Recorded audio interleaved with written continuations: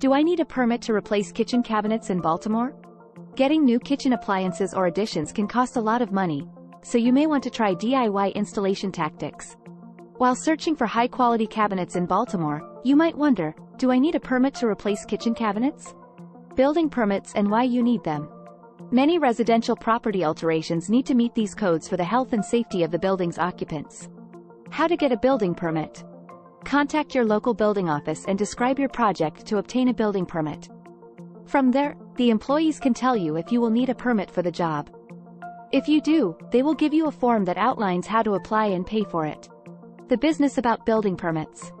If you install something that doesn't meet the code and an accident happens, they could hold you liable for property issues. Permit not needed?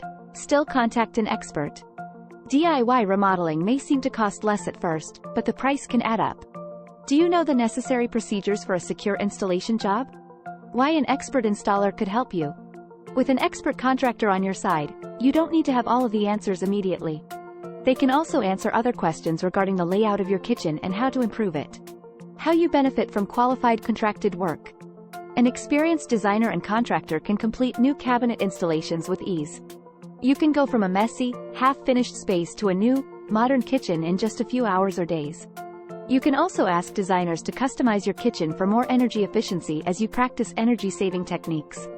The employees from a reputable company have proper licenses to work in Maryland with proven quality. Many companies also provide their insurance so you don't have to pay for any contractor injuries during the kitchen remodel.